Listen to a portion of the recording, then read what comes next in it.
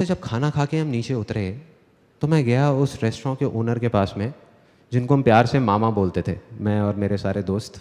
उनके पास में गया, मैंने कहा मामा यार एक बात बताओ, यहाँ पे हमारे एरिया में पता नहीं कितने रेस्टोरेंट्स खुले होंगे, उसमें से बहुत सारे तो बंद हो गए और कुछ हैं जो धक्का दे दे करके चल रहे हैं, चलते जा रहे हैं।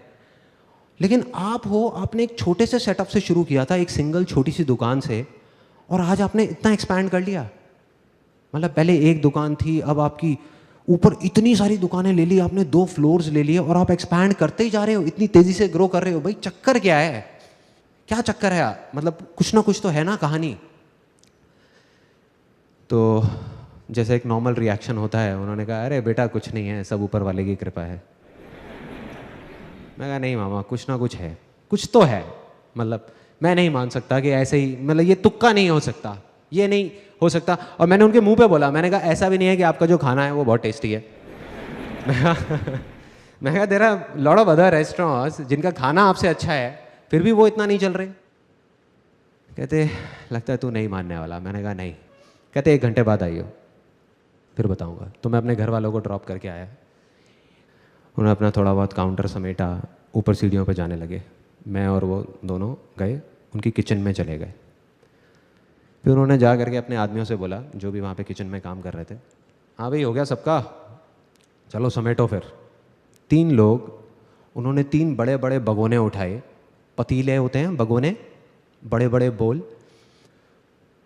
उसमें एक में दाल मखनी थी, एक में ग्रेवी थी, एक में थोड़ा डार्क से कलर की ग्रेवी थी। वो उठाए और बाहर निकल गए, वहाँ से नीचे सीढ़ियों पे जाने लग गए, नीचे उतरने लग गए। नीचे गए, सड़क पे चले गए, मैं भी पीछे पीछे। मैंने कहा देखता हूँ भाई क्या चक्कर है, क्या कहानी है। सड़क पे जा करके उन्होंने तीनों ने वो ले जा करके नाली में डाल दिया। मेरे को समझ नहीं आया, मेरे को अभी भी क्लियर नहीं हुआ। मैंने कहा ये क्या है मामा, ये इससे आपकी सक्सेस का क्या कनेक्शन है? तो उन्होंने एक ऐसी लाइन बोली कि मैं हिल गया, कि मैं हर रोज अपनी तसल्ली के लिए अपने पैसे को नाली में बहा देता हूं। उन्होंने बोला और वहां से चले गए। मैं वहीं खड़ा रह गया, मैं सोच रहा था, मैंने कहा इसका क्या मतलब है। मैं घर गया, नींद नहीं आ रही थी, सोचता रहा, दिमाग चल रहा था। मैंने कहा इसको ब्रेक कर करके समझना पड़ेगा, एक बार में पूरा समझ नहीं आएगा। तो उसका पहला पार्ट कि मैं हर रोज, मैंने कहा समझ आता है, इसका मतलब यहां तक समझ आता है, अपनी तसल्ली के लिए। ये सेकंड पार्ट था उसका। मतलब कि वो ये जो कर रहे हैं वो अपनी तसल्ली के लिए कर रहे हैं। इसका क्या मतलब हुआ कि वो किसी और की तसल्ली के लिए नहीं कर रहे। कोई और कौन? मैं, जो उनके रेस्टोरेंट में खाना खाने जाता हूं, या मेरे जैसे और बहुत सारे लोग, मतलब कि उनके कस्टमर्स। यहां पे बात कर रहे हैं सेल्फ सेटिस्फैक्शन की, ये अपनी तसल्ली की बात कर रहे हैं, कस्टमर सेटिस्फैक्शन की बात नहीं कर रहे हैं। और मुझे धीरे धीरे समझ आने लगा हमारी प्रॉब्लम, कि हमारी प्रॉब्लम क्या है, इमेजेस बाजार की प्रॉब्लम क्या है, कि हम कस्टमर सेटिस्फैक्शन पे जा करके रुक गए हैं, अटक गए हैं। कस्टमर सेटिस्फाइड हो गया, शांति से बैठ जाओ ना। तो इस वजह से हम शांति से बैठे हुए थे, हमने कहा हाँ सब सही है, सही है, सही है। तो यहां पे समझ आने लगा, मेरे को समझ आने लगा कि मुझे क्या करना है। और उसका जो लास्ट पार्ट था उनके डायलॉग का, कि मैं अपनी तसल्ली के लिए अपने पैसे को नाली में बहा देता हूं, इस डायलॉग ने मुझे हिला के रख दिया अंदर तक। ये मेरे को समझ नहीं आ रहा था। हमारी फैमिली में, मतलब मेरी फैमिली में क्या होता है कि अगर हम एक स्कूटर भी खरीदते हैं ना, तो उसकी जो पॉलीथिन्स हैं वो 1 महीने बाद उतारते हैं। मतलब इतना हम पैसे को बचा बचा करके चलते हैं। सिर्फ एक ही चीज़ सुनी है, सीखी है बचपन से आज तक, money saved is equal to money earned, कि बेटे पैसे को बचाओ, पैसे को बचाओ। तो इस तरीके से मैं चल रहा था। और दूसरी तरफ ये आदमी क्या बोल रहे थे कि पैसे को नाली में बहा दो। समझ आया, मैंने कहा कि यही दम चाहिए, ये करना है किसी तरीके से, और अगर मैंने ये कर दिया तो काम हो गया।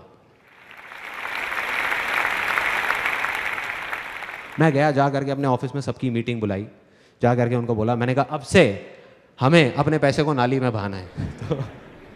तो सब मेरी शक्ल देख रहे बैठ करके, कहते ये क्या बोल रहे हैं। मैं कहा ओ सॉरी सॉरी सॉरी, मैं समझाता हूँ कि हमें क्या करना है। हमें अब से अपने सेटिस्फैक्शन के बारे में सोचना है।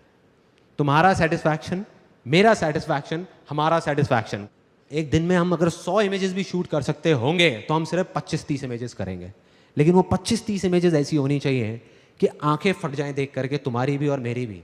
तुम सिर्फ ये बताओ कि तुम्हें किस तरह का शूट करने में मज़ा आएगा, ऐसा क्या होना चाहिए कि तुम्हें मज़ा आए। छोड़ो क्लाइंट को, छोड़ो मुझे, पैसा कितना भी लग जाए, बह जाए, कोई टेंशन नहीं है। कहते सबसे पहले हमको फोटोग्राफी इक्विपमेंट्स जो हैं वो नए लेने होंगे।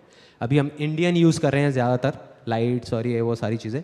कहते वो अगर हम इंटरनेशनल ले लेते हैं जो बहुत एक्सपेंसिव है तो हमारी क्वालिटी बढ़ सकती है। मैंने कहा ले लो, डन। मैंने कहा कल ही लो, परसों तक भी नहीं रुकेंगे। वो हो गया। मैंने कहा और क्या कर सकते हैं?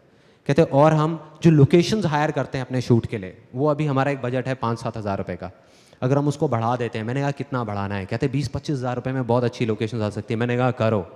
मैंने कहा इंडिया से हम फॉरेन में मॉडल्स लेकर के जाएंगे, वहाँ जा करके शूट करेंगे, करो। ऐसे हर चीज़ का बजट बढ़ा दिया। एक्साइटमेंट किस लेवल पे था, I can't express it in words. उस टाइम पूरी की पूरी टीम का, सबको इतना मज़ा आ रहा था। रोज़ एक ऐसा शूट निकल के आ रहा था जो पहले वाले से लाख गुना बेटर था। 2 महीने बाद पूरी की पूरी ये नई कलेक्शन हमने लॉन्च करी अपनी साइट पे, and you won't believe it, उसके 1 महीने के अंदर अंदर हमारी साइट पे, जब मैंने पीछे एनालिटिक्स से देखा, ट्रैफिक 10 गुना बढ़ गया, 10 times in 1 month. images without becoming a success. Day 3, दिमाग मेरा बन चुका था एक एंटरप्रेन्योर का। एंटरप्रेन्योर, बिल्कुल एक एंटरप्रेन्योर की तरह सोच रहा था कि ये जो हमारा बिजनेस है इमेजेस बाजार, चाहे कितना भी अच्छा हो, बट हम एक नीश सेगमेंट में ऑपरेट कर रहे हैं। So there is a limit to where we can grow. साल का अब हम 30-40% से ग्रो कर सकते हैं, बट अगर हम एक्सपोनेंशियल ग्रोथ की बात करें तो वो नहीं हो सकता। अगर मैं ये चाहूँ कि इसकी रेवेन्यूज़ को यहाँ से बढ़ा करके 10,000 करोड़ कर दूँ तो नहीं हो सकता। उसके लिए एक आइडिया आया, और उस आइडिया पे काम करना मैंने शुरू किया। ऑलमोस्ट 5 महीने तक मैंने काम किया दिन रात उस आइडिया पे। I tell you that idea वो क्या था। It was very simple. Air purifiers, India में हर घर में आज की डेट में एक वाटर प्यूरीफायर है, बट एयर प्यूरीफायर का किसी ने नाम तक नहीं सुना है।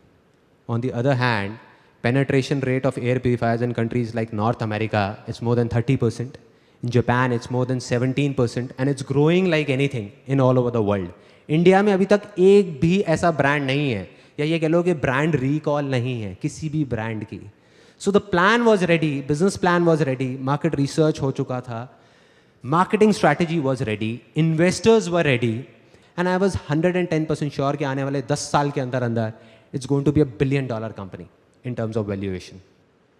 दिमाग ऐसे सोच रहा था, दिल कह रहा था कि मैंने अपने आप से एक कमिटमेंट किया था जब ये कंपनी शुरू भी नहीं हुई थी इमेजेस बाजार, उससे काफ़ी साल पहले, जब मैं अराउंड 22-23 साल का था, कि अगर मैं ज़िंदगी में कभी कुछ बन गया, तब मैंने और बहुत सारे काम किए थे, बहुत प्रॉब्लम्स आ रही थी, फैमिली की कंडीशंस काफ़ी ख़राब थी, तो मैंने कहा था अपने आप से कि अगर मैं कभी कुछ बन गया ज़िंदगी में तो मैं अपने तक नहीं रखूँगा उन सारे एक्सपीरियंसेस को, शेयर करूँगा पूरी दुनिया के साथ, वैसे लोगों के साथ जो मेरी तरह ही कुछ करना चाहते हैं। 2:30 बजे रात के, it was again a turning point of my life. वो बिजनेस प्लान को मैंने फाड़ा, मार्केटिंग स्ट्रैटेजीज़ की पूरी फाइल बनी हुई थी उसको फाड़ा, जो इन्वेस्टर्स के सारे डॉक्यूमेंट्स थे सबको फाड़ा, ले जा करके डस्टबिन में डाला, अपना हैंडी कैम ऑन किया। मतलब मैंने अपने दिल की सुनी, दिमाग की नहीं। उस टाइम पे हैंडी कैम ऑन किया और जो मन में चल रहा था वो रिकॉर्ड कर दिया कि अब मैं ये करने वाला हूँ, वो करने वाला हूँ, मैं ये करूँगा, वो करूँगा। अगले दिन उसको एडिट करके यूट्यूब पे डाल दिया उस वीडियो को, और ऐड निकाल दी न्यूज़पेपर में, free life changing seminar by Sandeep Maheshwari. पता था क्या होने वाला है, मन में डर था, बहुत कुछ था, लेकिन मैंने सिर्फ अपने दिल की सुनी, क्योंकि पूरी ज़िंदगी मैंने यही किया था। तो मैंने कहा अब मैं अपने दिमाग की नहीं सुनने वाला, और उसको करना शुरू किया। शुरू में बहुत छोटे लेवल पे, ऑफिस में ही एक छोटी सी जगह बना ली, वहाँ पे सिर्फ 20-25 लोग आते थे। मतलब कुछ था, मुझे नहीं पता था इसको करके क्या होने वाला है, पागलपन था, बेवकूफ़ी थी। ऑफिस में भी सब सोच रहे थे क्या हो रहा है, क्यों हो रहा है, घर वाले कह रहे थे क्या कर रहा है, क्यों कर रहा है, फ्री के सेमिनार्स, क्या फंडा है यार, और open to anybody and everybody, कोई भी आए, कहीं से भी आए। पहले 25 लोग आए, धीरे धीरे वर्ड ऑफ माउथ स्प्रेड हुआ। उसके बाद में 30-40 लोग आने लगे हर हफ्ते, 50 लोग आए, 100 लोग आए। उसके बाद में जगह कम पड़ने लग गई, तो हमने एक ऑडिटोरियम हायर करना शुरू कर दिया दिल्ली में। वहाँ पे हर हफ्ते के 400-500 लोग आते थे। उसके बाद में finally 20th October I conducted my last life changing seminar. और मुझे वो मोमेंट याद है जब पूरा स्टेडियम भरा हुआ था और मैं वहीं साइड में खड़े होकर के देख रहा था। It was kind of unbelievable for me. मुझे समझ नहीं आ रहा था ये हो क्या रहा है, कहाँ कहाँ से लोग आ रहे हैं, कौन कौन है, मैं किसी को जानता नहीं, पहचानता नहीं। और जब मैं वहाँ से नीचे उतरा तो लाइफ में पहली बार मैं रोया था। मेरे साथ में और हज़ारों लोग उस स्टेडियम में बैठे थे। कुछ ऐसा हुआ था उस दिन जो मैं अभी एक्सप्रेस नहीं कर सकता, मैं एक्सप्लेन नहीं कर सकता क्या था वो वर्ड्स में। लेकिन फिर भी अगर मैं कोशिश करूं एक्सप्रेस करने की, वो कुछ ऐसी है फीलिंग कि अगर अभी आप मुझे ऑप्शन दो कि या तो ये 10 प्राइवेट जेट हैं, ये मैं रख सकता हूं, या ये जो मेरी फीलिंग है, जो मैं अभी फील कर रहा हूं, या जो मैंने तब फील किया, ये सब करके जो मैं कर रहा हूं, इन दोनों में से किसी एक चीज को मैं रख सकता हूं और दूसरे को मुझे बस हटाना होगा, तो मैं एक सेकंड भी नहीं लगाऊंगा, आग लगा दूंगा 10 के 10 प्राइवेट जेट्स में। ये है मेरे लिए सक्सेस आज के टाइम में।